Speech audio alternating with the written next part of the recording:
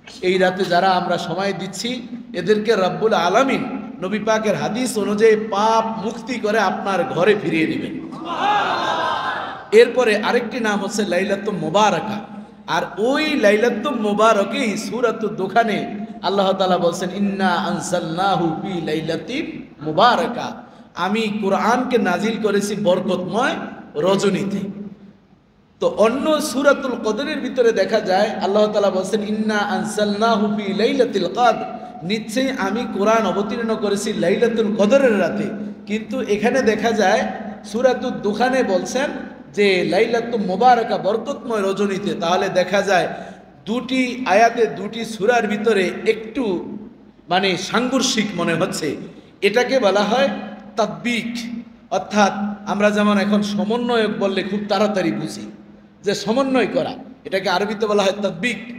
তাতবিকু বাইনাল আয়াত বা আয়াত, কিছু কিছু আয়াতের মাঝে সমন্বয় করতে হয়, বুঝের ব্যামিল হলে কিভাবে বুঝাবো। আবার কিছু কিছু হাদিসের দেখা যায় যে একই প্রশ্ন রাসূলুল্লাহ সাল্লাল্লাহু আলাইহি ওয়াসাল্লাম কি করেছেন যে আইয়ুল আমালে আফদাল, ইসলামের ভিতরে উত্তম আমল কোনটা? রাসূলুল্লাহ সাল্লাল্লাহু আলাইহি ওয়াসাল্লাম বলেছেন বিররুল ওয়ালিদাইন, পিতামাতার খেদমত করা।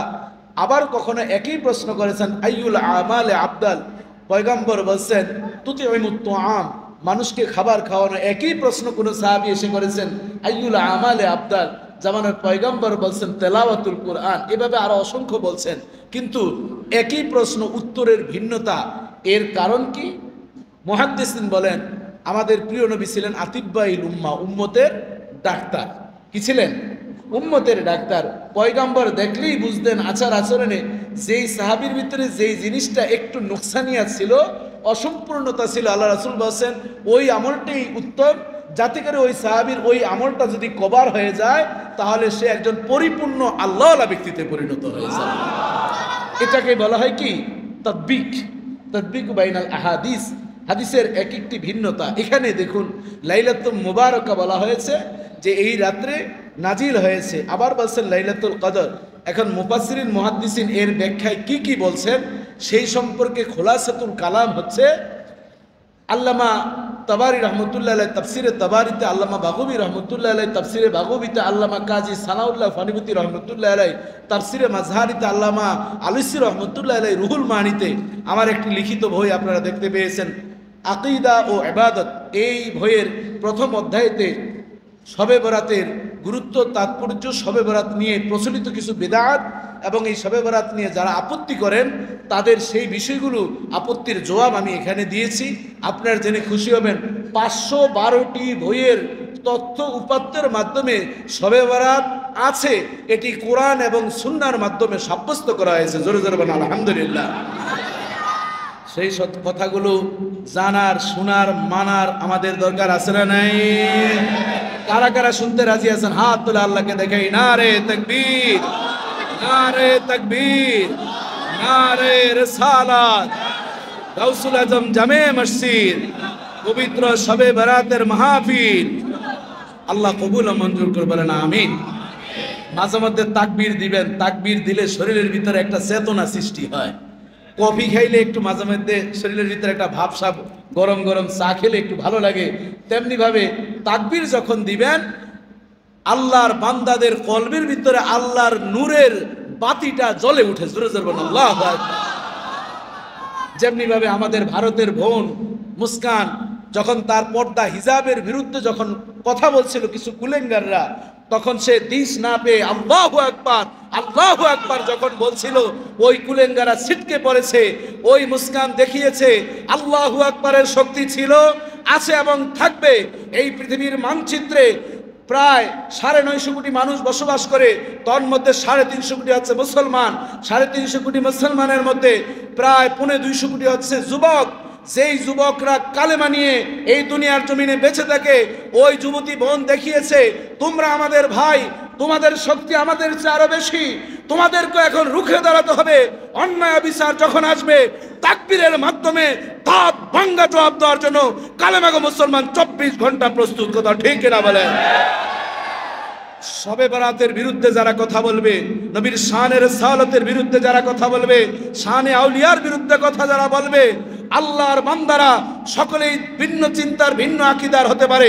কোরআনের বিরুদ্ধে কথা বললে, নবীর বিরুদ্ধে কথা বললে, ইসলামের বিরুদ্ধে কথা বললে রসুনের কোষের মতন একত্রিত হয়ে 24 ঘন্টা জান মাল দিয়ে আমরা দাঁত ভাঙ্গা জবাব দেওয়ার জন্য প্রস্তুত। কথা ঠিক না বলে? এই জন্য বাবাজি বন্ধুরা আমার, মাঝে মধ্যে তাকবীর দিবেন। আপনারা রাজি আছেন তো? কারণ তাকবীর যখন দেওয়া হয় ওই নাস্তিকদের কলিজার ভিতরে আগুন দাউ দাউ করে জ্বলে। কথা ঠিক কিনা বলেন?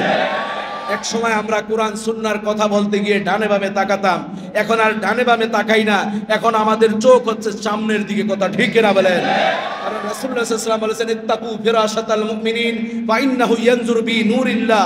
তোমরা আল্লাহর ওলিদের ফেরাশা, তাসকিয়ে নফস, আত্মশুদ্ধি, রিয়াজাতকে তোমরা শ্রদ্ধা করো।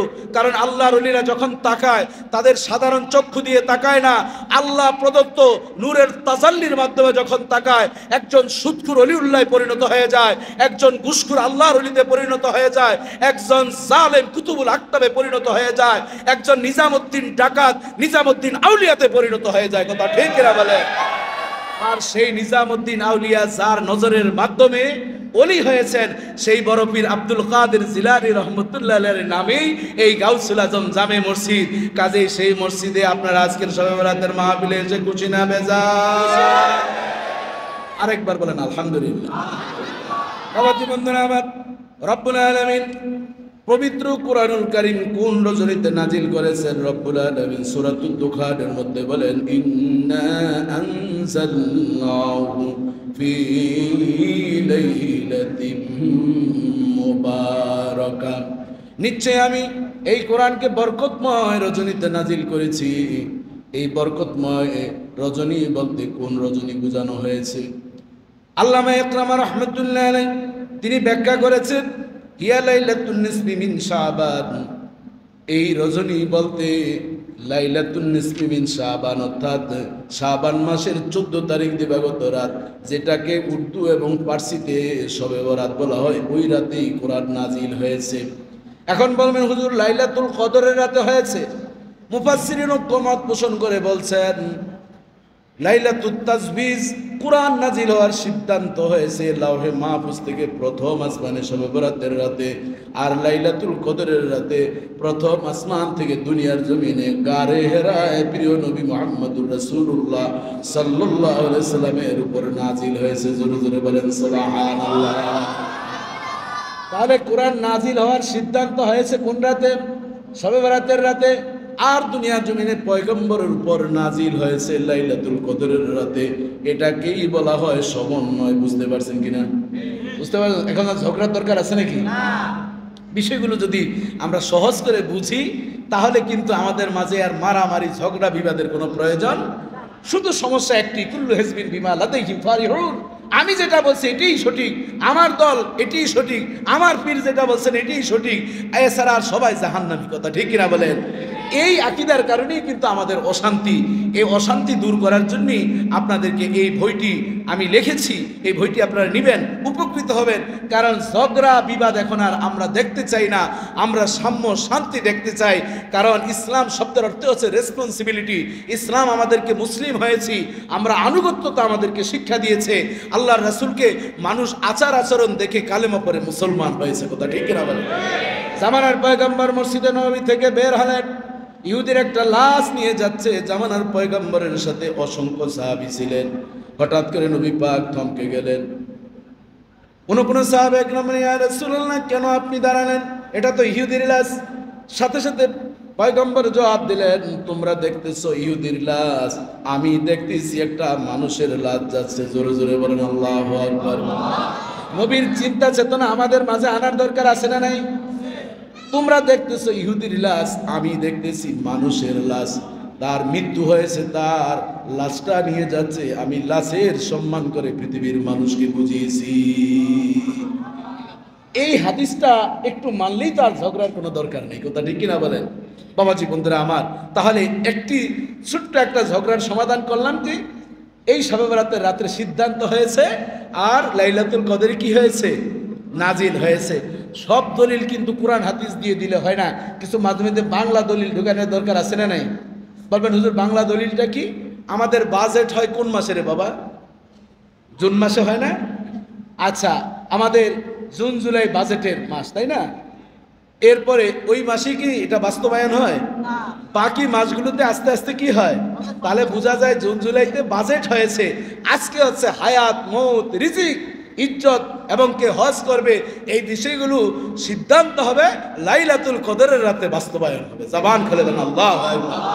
কাজেই কোনোটাকে ছোট বলে দেখার কোনো কি নেই, সুযোগ নেই। এটি হচ্ছে আল্লামা ইকরামা, তিনি চমৎকার তিনি ব্যাখ্যা করেছেন। এবার আসুন, লাইলাতুল মুবারাকা বলতে আমার যেহেতু এই বই, এই জন্য বই থেকে আপনাদেরকে বললে বিষয়টা আপনারা বুঝবেন। না হলে তো যদি মুখস্থ বলা শুরু করি বলবেন যে হুজুর এটা মন গড়া বলছেন। কারণ আমার প্রত্যেকটি তথ্য উপাত্ত আমি এখানে দিয়েছি, কারণ আমরা ঢাকা বিশ্ববিদ্যালয় থেকে পিএইচডি করেছি। আমাদের তথ্য উপাত্ততে একটু ভুল হয়েছে, আমাদের সুপারভাইজার সাথে সাথে বলছেন নট অ্যালাউড। একটি বানানে ভুল হয়েছে, আবার আর্টিকেল লিখতে হয়েছে, একবার নয় দুইবার নয় শতবার আমরা চেঞ্জ করে করে লিখেছি। এই জন্য আমরা লিখতে গেলে অনেক চিন্তা ভাবনা করে লিখেছি। এই জন্য বাবাজি বন্ধুরা আমার, এখানে দেখুন তাফসিরে কুরতুবিতে ইমাম কুরতুবী রহমতুল্লাহ আলাইহি তিনি বলছেন এই লাইলাতুল মুবারাকা বলতে এখানে লাইলাতুল বারাতকে বোঝানো হয়েছে, লাইলাতুল সাদকে বোঝানো হয়েছে। আর ওই যে আল্লামা আবুল খায়ের তালকানি, তিনি এর আগে আমি বলছি এই লাইলাতুল বারাত, এই শবে বারাতের নাম কয়টি বাবা? 12টি। কয়টি বলছিলাম? 12টি। মনে আছে তো আপনাদের? কিছু ওয়াজ আমরা নিয়ে যাব যাওয়ার সময়, তন্মধ্যে 2টি কেবল বললাম, লাইলাতুল বারাত পাপ মুক্তির রজনী, আরেকটি বললাম লাইলাতুল মুবারাকা, যেটা সূরাতুদ দোখানের আয়াতের মাধ্যমে বলতে গিয়ে এতগুলো কথা বললাম। তিনি আরো বলছেন লাইলাতুল কিসমা, বন্টনের রজনী। এটি আজকে আমাদেরকে কি কি হবে না হবে সে বিষয় সম্পর্কে আমাদেরকে ফেরেশতারা আমাদের সবগুলো মনের কি খোরাক রয়েছে, কে কি মন নিয়ে আমরা আসছি কেউ জানে না, জানেন কে? এই জন্য মনটা রিফ্রেশ করে আমাদের বসার দরকার আছে না নাই? সবাই বসছি তো সেই নিয়ত করে। এরপর 4 নম্বর হচ্ছে লাইলাতুল তাকফির, গুনাহ মাফের, গুনার কাফারা অর্থাৎ গুনাহ মাফের রজনী। লাইলাতুল ইজাবা, দোয়া কবুলের রাত। এই রাতটা কি? দোয়া কবুলের রাত। কিছু কিছু দোয়া কবুলের মৌসুম আছে, যেমন ব্যবসায়ীদের মৌসুম আছে রমজান মাস এবং ঈদুল ফিতরের, তাদের বেচা কিনাটা কি হয়? ভালো হয়, কারণ ওই বেচা কিনা দিয়ে সারা বছর বাকিটা চলে। তেমনিভাবে আল্লাহর এবাদত এবং জান্নাতি ডায়েরিতে নাম লেখার জন্য একটা মৌসুম আছে এবাদত, সেই মৌসুম হচ্ছে সবচেয়ে মাসসমূহের মধ্যে শ্রেষ্ঠ মাস হচ্ছে রমজান মাস। কথা ঠিক কিনা বলেন?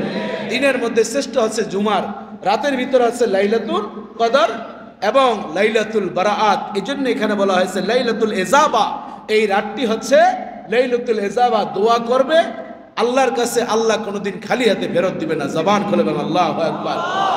6 নম্বর হচ্ছে লাইলাতুল ঈদিল মালাইকা। বাবাজি বন্ধুরা আমার, মজার বিষয় হচ্ছে আমাদের ঈদ, ঈদুল ফিতর, ঈদুল আজহা, এই দুইটা ঈদ আমরা শরীয়ত ঈদ পালন করি। এছাড়া আরো কিছু ঈদ আছে না নাই? ঈদে মিলাদুন নবী সাল্লাল্লাহু আলাইহি ওয়াসাল্লাম আছে না নাই? ঈদে লাইলাতুল মেরাজ আছে না নাই? আরাফার দিনটাকে নবী বলছেন ঈদের দিন। ফেরেশতাদের ঈদ আছে, সেই ঈদ সম্পর্কে আল্লামা আবুল খায়ের তালকানি রহমতুল্লাহ আলাইহি বলেন শবে বরাতের রাতটা হচ্ছে সকল ফেরেশতাদের ঈদের রাত। প্রিয় নবী যখন মেরাজে গেলেন, দেখলেন ইব্রাহিম খলিলুল্লাহ বাইতুল মামুরের সাথে হেলান দিয়ে তিনি বসা আছেন। জামানার পয়গম্বর যাওয়ার সাথে সাথে ইব্রাহিম খলিলুল্লাহ দাঁড়িয়ে সালাম করলেন, সম্মান করলেন।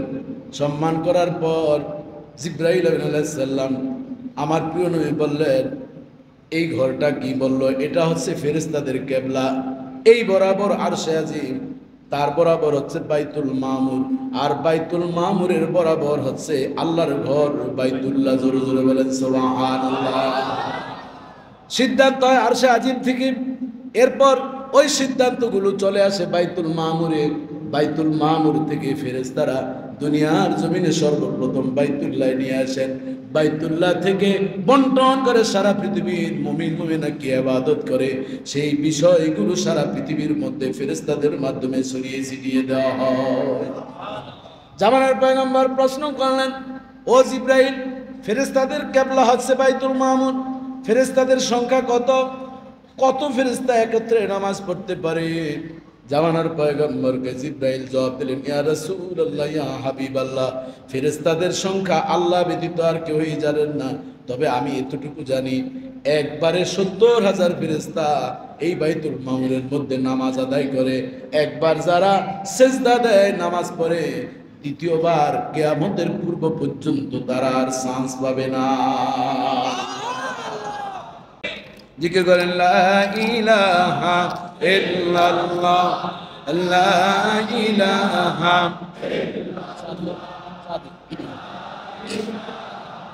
ইল্লাল্লাহ, লা ইলাহা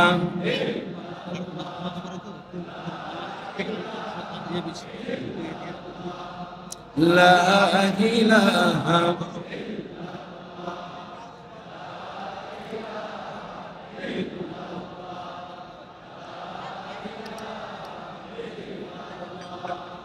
লা ইলাহা ইল্লাল্লাহু বলরে আমার মন, লা ইলাহা ইল্লাল্লাহু বলরে দিল প্রাণ। বলেন মারহাবা।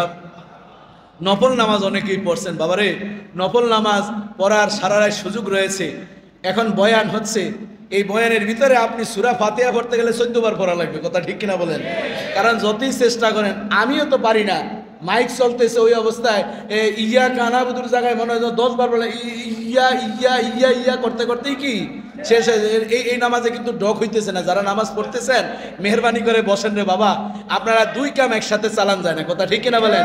এই দুই নৌকায় উঠলে যেহেতু এরকম কি হয় এটা তো বুঝেনি, এই জন্য আমরা এক নৌকায় আপাতত থাকি। আল্লাহর যেই এখান তালিম হচ্ছে, এই তালিমটাও নফল, ওইটাও নফল, কথা ঠিক কিনা বলেন? এই জন্য আমরা আগ বাড়িয়ে কেউ ইবাদত করে জান্নাতের অতিরিক্ত টিকিট কিনলে কিন্তু আবার রিয়েকশন হবে। আল্লাহ তাআলা বুঝার তৌফিক দান করবেন, আমিন। বাবাজি বন্ধুরা, আমার নাম বলছি কয়টা বাবা? সবেরাতের রাত কয়টা বলছি? 12টা। এর ভিতরে 6 নম্বরে আসছে, এটা হচ্ছে কিসের রাত? ঈদুল মালাইকা, ফেরেশতাদের ঈদের রাত হচ্ছে এই শবে বরাতের রাত। এরপরে আছে লাইলাতুল জায়েজা, প্রতিদানের রাত। কিসের রাত্র বাবা? এই রাতে যদি আমরা ইবাদত করে কোন রকম রাতটা যদি কাটাইতে পারি, তাহলে কি হবে? প্রতিদান আমরা সব সময় দেখবেন বেতন হচ্ছে আপনার কথার কথা 30,000 টাকা, কিন্তু ঈদের সময় যদি 5,000 টাকা বোনাস দেয়, ওই 30,000-এর চেয়ে 5,000 দাম বেশি, কথা ঠিক কিনা বলেন? 30,000 টাকা দেওয়ার পরে যদি বলে বোনাস দেওয়া যাবে না, তখন দেখবেন এই চাকরি করার দরকার নেই আমার, কথা ঠিক কিনা বলেন? ওই 5,000 টাকা দিয়ে ওই কর্মচারী বুঝে যে আমার মালিক আমারে কি করছে, মূল্যায়ন করছে। এই জন্য আজকের রাতে আমরা যারা ভালোবাসা দিবস আমাদের বাংলাদেশে আজকে আল্লাহ তাআলা এমনভাবে একটা পরীক্ষা দিছে, একদিকে 14ই ফেব্রুয়ারি ভ্যালেন্টাইন ডে, আরেকদিকে হচ্ছে আল্লাহ এবং তার রাসূলের প্রেম খেলার রাত, কথা ঠিক কিনা বলেন? এই জন্য মুসলমান কি ভালোবাসার দিবসে যাব না আল্লাহ এবং রাসূলের দিবসে যাব? কারা কারা আল্লাহ এবং তার রাসূলের ভালোবাসা পেতে দেয় হাত তুলে আল্লাহকে দেখিয়ে দেয়। নারে তাকবীর, নারে তাকবীর, নারে রিসালাত। পবিত্র শবে বরাতের মাহফিল রাতে যারা ইবাদত অল্প করবেন, কিন্তু রব্বুল আলামিন আপনার ইখলাসের কারণে রব্বুল আলামিন আপনার পাল্লাটা, নেকের পাল্লাটাকে ভারী করে দিবে। যেমন আবু বকর রাদিয়াল্লাহু তাআলা আনহু, তিনি সারাদিন সেজদায় পড়ে থাকতেন না, একটা আমল তিনি বেশি বেশি করতেন, সেটা হচ্ছে তিনি তার জীবনে কারো ক্ষতি করেন নাই, আর যার সাথে তিনি কথা বলেছেন তিনি মুস্কি হাসি দিয়ে কথা বলতেন। জোরে জোরে বলেন আল্লাহু আকবার। রব্বুল আলামিন বলেন কওলুম মারুফুন, যারা সুন্দর করে মানুষের সাথে কথা বলে সেটা সাদাকা। আমার প্রিয় নবী বলেন কালিমাতুন তাইয়্যিবাতুন সাদাকা। মানুষের সাথে একজন আরেকজন যদি কথা বলে, আব্দুল্লাহ ভাই কেমন আছেন, আছি আলহামদুলিল্লাহ, এই যে একটা ইসমাইল ভাব নিয়ে আপনি সুন্দরভাবে কথা বলছেন, একটা উট সদকার সওয়াব রব্বুল আলামিন আপনার আমলনামায় দান করে দিবে। কিন্তু দেখা যায় একজন রিকশাওয়ালা যদি প্রাইভেট কারের মালিকের যদি সালাম দেয়, আসসালামু আলাইকুম স্যার কেমন আছেন, মনে হয় যেন তাকে একটা রড দিয়ে তার মাথার মধ্যে বাড়ি দিছে। সালামের উত্তর নাই, কারণ রিকশাওয়ালার সালাম নেওয়ার কি আমার টাইম আছে নাকি, এরকম চিন্তা আমাদের আছে না নাই? সালামটা এখন লেভেল। আর যদি কোনো কমিশনার সাহেব তারা যদি সালাম দেয়, বলে ও স্যার গত রাত্রে আপনার স্বপ্নে দেখছিলাম, বাস্তবে তাই হয়েছে, ডাহা মিথ্যা কথা। বাবাজি বন্ধুরা আমার, এই জন্য অল্প আমল করবেন, ওই অল্প আমল। আবু বকর রাদিয়াল্লাহু তাআলা অল্প আমল ছিল, কিন্তু এর ভিতরে কোনো ভেজাল ছিল না, ফরমালিন ছিল না। আম্মা জান আয়েশা সিদ্দিকা রাদিয়াল্লাহু তাআলা আনহা বয়স কম ছিল, গভীর রাতে পয়গম্বর আম্মা জান আয়েশাকে তাহাজ্জুদের নামাজে অভ্যস্ত করাতেন। অভ্যস্ত না করে উপায় ছিল না।